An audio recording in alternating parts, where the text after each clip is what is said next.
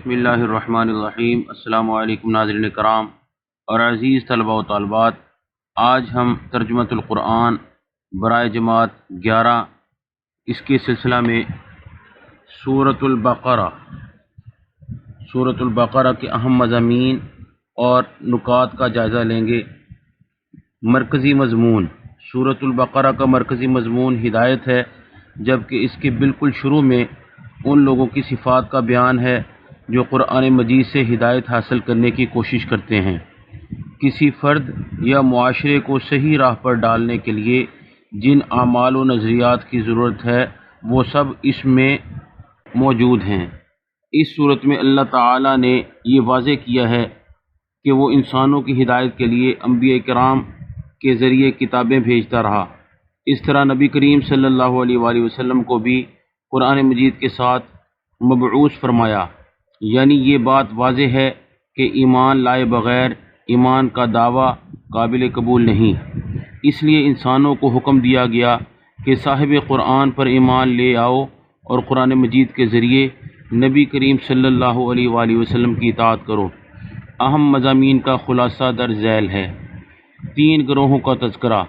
پہلا گروہ متقین کا ہے، جن کی صفات سورۃ البقرہ کے شروع میں بیان کی گئی ہیں۔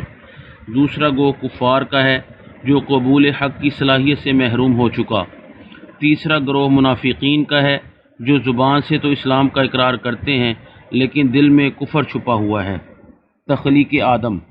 3 گروہوں کے بعد تخلیق آدم اور فرشتوں کا ذکر ہے، جس میں بتایا گیا ہے کہ انسان کی پیدائش کا مقصد یہ ہے کہ انسان کو زمین پر اللہ کا نائب بنا کر بھیجا گیا ہے، اور انسان کے نائب بنانے پر فرشتوں کا سوال اور اللہ تعالیٰ کے جواب کا بیان ہے۔ انعامات الہی۔ اس صورت میں اللہ تعالیٰ نے بنی اسرائیل کی تفصیل بیان کی ہے، جو بڑی تعداد میں مدینہ کے آس پاس آباد تھے اور دنیا کے بڑے حصے پر مدتوں برسر اقتدار رہے۔ بنی اسرائیل کی مذہبی و اخلاقی اور معاشرتی برائیاں بھی بیان کی گئی ہیں۔ نیز اللہ تعالیٰ نے اپنے خصوصی انعامات اور بنی اسرائیل کی ناشکری اور نافرمانی کا ذکر کیا۔ خصوصی انعامات میں من و سلوہ، فرعون مصر سے نجات اور چشموں کا جاری ہونا وغیرہ بیان کیا گیا ہے۔ انبیاء بنی اسرائیل کا تذکرہ۔ اس صورت میں یہود کی بربادی کا ذکر ملتا ہے۔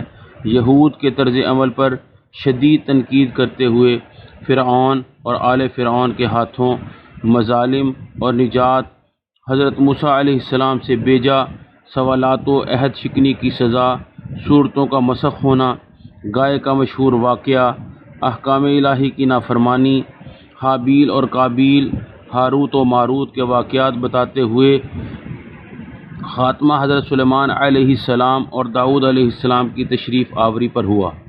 حضرت ابراہیم علیہ السلام اور تعمیر کعبہ۔ حضرت ابراہیم علیہ السلام کا تذکرہ ہے۔ انہیں نہ صرف یہودی اور مسیحی بلکہ عرب کے بت پرست بھی اپنا پیشوا مانتے تھے۔ ان سب کو یہ یاد دلایا گیا ہے کہ حضرت ابراہیم علیہ السلام بھی خالص توحید کے قائل تھے۔ انہوں نے اسی لیے کسی قسم کے شرک کو قبول نہیں کیا۔ حضرت ابراہیم علیہ السلام کی آزمائش و امانت، قبولیت دعا، حضرت اسحاق، حضرت اسماعیل اور حضرت یعقوب علیہ السلام کا ضمنی تذکرہ، تعمیر خانہ کعبہ اور اسے قبلہ بنانے کا موضوع اور دعائے ابراہیمی کا بیان ہے۔ تحویل قبلہ۔ ابتدائی دور میں بیت المقدس کو مسلمانوں کا قبلہ مقرر کیا گیا تھا۔ ہجرت مدینہ کے 16 ماہ بعد اس کو بدل کر بیت اللہ یعنی خانہ کعبہ کو قبلہ بنا دیا گیا۔ اس پر یہود کے اعتراض کا اللہ نے شافی جواب دیا۔ احکام و عبادات۔ مسلمانوں کی انفرادی اور اجتماعی زندگی سے متعلق احکام بیان فرمائے گئے ہیں، جن میں اسلامی عبادات، نماز، روزہ، حج اور زکوٰۃ کا بیان ہے۔ نیز معاشرتی برائیاں مثلاً جوا، شراب وغیرہ سے بچنے کی تلقین کی گئی ہے۔